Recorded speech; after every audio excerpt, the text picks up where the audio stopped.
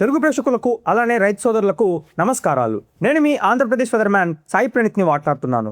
ఈరోజు మనము ఆంధ్ర అలానే తెలంగాణ రాష్ట్రాల యొక్క ప్రస్తుత వాతావరణ పరిస్థితి, అలానే రాగల రోజుల్లో మనకు మంచి వర్షాలు పడే అవకాశాలు ఉంటున్నాయి. దాంతోపాటుగా ముఖ్యంగా జూన్ 3వ వారంలో 4వ వారంలో ఎల్నినో ఉన్నప్పటికి కూడా మనకు కొన్ని వర్షాలు అనేవి మన తెలుగు రాష్ట్రాల్లో ఉండే అవకాశాలు ఉంటున్నాయి. కాబట్టి అందరూ ఈ వీడియోని చివరిదాకా చూస్తారని నేను మనస్ఫూర్తిగా కోరుకుంటున్నానండి. వీడియోలోకి వెళ్దామండి. ఇప్పుడు బంగాళాఖాతంలో ప్రస్తుతానికి ఒక ఉపరితల ఆవర్తన ప్రాంతం అనేది ఏర్పడింది.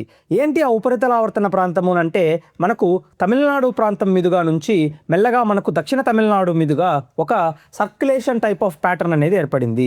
దీని వలన ఏమవుతుంది అంటే, ఈరోజు మనకు ఇంటీరియర్ పార్ట్స్ అంటే బెంగళూరు ప్రాంతం కావచ్చు, దాని చుట్టుపక్కల ఉన్న ప్రాంతాలు కావచ్చు, తమిళనాడులో మనకు విస్తారంగా ఉరుములతో కూడిన వర్షాలు పడే అవకాశాలు డెఫినెట్గా కనిపిస్తున్నాయి.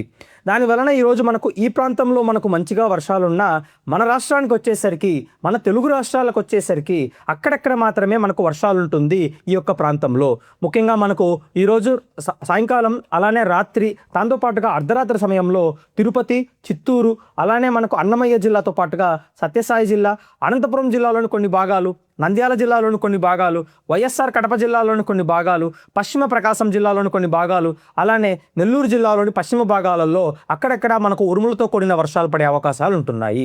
మరోవైపున ఉత్తరాంధ్ర జిల్లాలలో నేడు మనకు సాయంకాలం రాత్రి సమయాలలో విస్తారంగా మనకు వర్షాలు ఉండే అవకాశాలు కనిపిస్తోంది. ముఖ్యంగా వైజాగ్ నగర శివారు ప్రాంతాలు కావచ్చు, విజయనగరం, శ్రీకాకుళం, పార్వతీపురం మన్యం జిల్లా కావచ్చు, దాంతోపాటుగా మనకు తూర్పుగోదావరి జిల్లాలోని పలు భాగాలు కావచ్చు, కోనసీమ జిల్లాలోని పలు భాగాలు, పశ్చిమ గోదావరి జిల్లాలోని పలు భాగాలతో పాటుగా కాకినాడ జిల్లాలోని పలు భాగాలలో కూడా విస్తారంగా ఉరుములతో కూడిన వర్షాలు పడే అవకాశాలు మనకు డెఫినెట్గా కనిపిస్తోంది. తెలంగాణలో కూడా మనకు దక్షిణ అలానే తూర్పు తెలంగాణ జిల్లాలు అంటే నల్గొండ, సూర్యాపేట, దాంతోపాటుగా భద్రాద్రి కొత్తగూడెం జిల్లా, అలానే మహబూబాబాద్ జిల్లాతో పాటుగా మనకు నాగర్ కర్నూలు జిల్లా కావచ్చు, అలానే వికారాబాద్ ప్రాంతంతో పాటుగా మనకు ఇక్కడ ఈ యొక్క ప్రాంతం జోగులాంబ గద్వాల్ జిల్లా, అలానే నారాయణపేట జిల్లాల్లో కూడా విస్తారంగా వర్షాలు ఉంటుంది. దాంతోపాటుగా హైదరాబాద్ నగరంలో కూడా పలు ప్రాంతాలలో ఈరోజు సాయంకాల సమయంలో కొన్ని వర్షాలు పడే అవకాశాలు కనిపిస్తున్నాయి.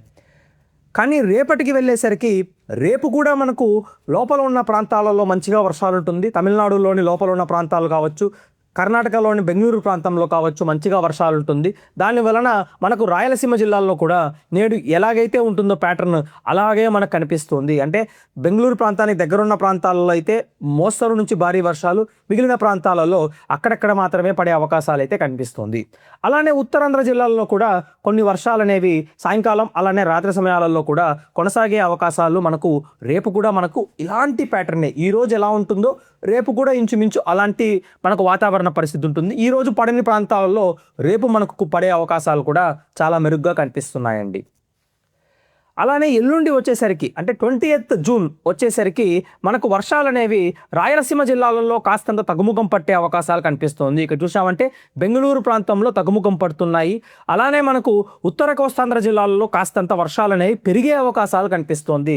ముఖ్యంగా ఇంతకాలంగా మనకు వైజాగ్ నగర శివారు ప్రాంతాలలోనే వర్షాలు ఉండగా, ఇప్పుడు మనకు అంటే 20వ తారీఖున మనకు వైజాగ్ సిటీలో కూడా మంచిగా వర్షాలు ఉండే అవకాశాలు, శ్రీకాకుళం సిటీలో కావచ్చు, విజయనగరం సిటీ కావచ్చు, కాకినాడ, అలానే మనకు అమలాపురంలో కావచ్చు మంచిగా సముద్రానికి దగ్గరగా ఉన్న ప్రాంతాలలో మంచిగా వర్షాలు పడే అవకాశాలు 20వ తారీఖున మనకు కనిపిస్తుంది.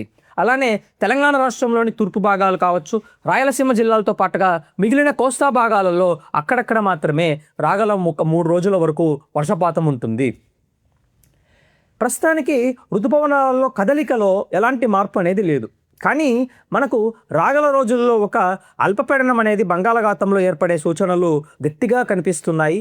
దాంతోపాటుగా మనకు ఒక్కసారి చూసినామనంటే అనామలీ చూసినామనంటే జూన్ చివరి వారంలో కోస్తాంధ్ర అలానే రాయలసీమ జిల్లాలోని పలు ఉత్తర భాగాలు, తెలంగాణ రాష్ట్రంలోని చాలా భాగాలలోకి ఒక అల్పపీడనం అనేది ప్రవేశించే అవకాశాలు కనిపిస్తుంది.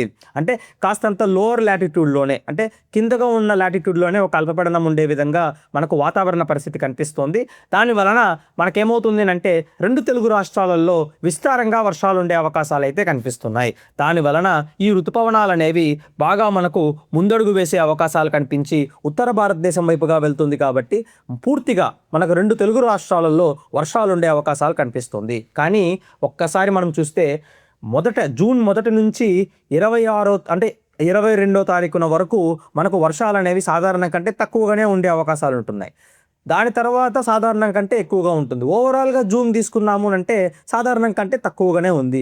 కాబట్టి ఎల్‌నినో ప్రభావంలో వర్షాలు ఉండవు అని చాలామంది అనుకోవడం అనేది చాలా తప్పవుతుందండి. ఎందుకునంటే మనకు ఎల్‌నినో యొక్క ప్రభావం అనేది ఏమవుతుందనంటే ఈ యొక్క జూన్‌లోనే తీసుకుంటే 22 రోజులు లోటు వర్షపాతం, ఒక 6-8 రోజుల వరకు అధిక వర్షపాతం ఉండగా, ఓవరాల్‌గా చూసినామునంటే లోటు వర్షపాతంగానే ఉంటుందే కానీ అధికంగా కనిపించట్లేదు కదా మనకు. అదే ఎల్‌నినో ప్రభావం అంటే. ఎందుకునంటే ఎల్‌నినో అంటే ఏంటినంటే ఏదో ఒక వర్షాలే పడవు అనేది కాదండి. ఎల్‌నినోలో కూడా వర్షాలు పడుతుంది. కానీ తక్కువగా వర్షాలు పడుతుంది. సరిపోనంతగానే వర్షాలు పడుతుంది కాబట్టి మనకు కరువులు వచ్చే అవకాశాలైతే ఎక్కువగా ఉంటుంది. అలానే జూలై మనకు ఫస్ట్ వీకెళ్ళేసరికి మళ్ళా మనకు లోటు వర్షపాతం మళ్ళా మనకు బాగా పెరిగే అవకాశాలు కనిపిస్తుంది. ఎందుకనంటే ఈ వర్షాలన్నీ మనకు పైకి వెళ్ళే అవకాశాలు ఉంటాయి కాబట్టి ఈ కిందున్న లోటంతా పైకి వస్తుంది కాబట్టి మళ్ళీ మనకు లోటు వర్షపాతం ఉండే అవకాశాలైతే జూన్ మొదటి వారంలో కనిపిస్తుంది. ఇది అండి పూర్తిగా మనం మాట్లాడుకోవాల్సిన వాతావరణ పరిస్థితి.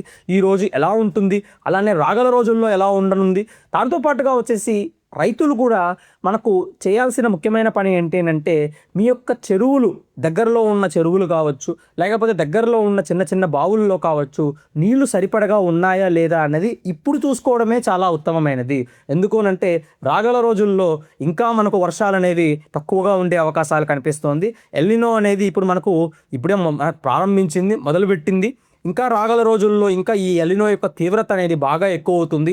ఎంత మనకు హిందూ మహాసముద్రంలో జరిగే ప్రక్రియ ఐఓడి ఉన్నా కానీ ఎల్‌నినో యొక్క తీవ్రత ఎక్కువగా ఉంటుంది కాబట్టి దాని ప్రభావం కూడా మన పైన ఉంటూనే ఉంటుంది. సో డెఫినెట్‌గా అందరూ క్షేమంగా ఉండాలి అనే ఒక్క మనసుతోనే నేను మీ అందరికీ చెప్తున్నాను.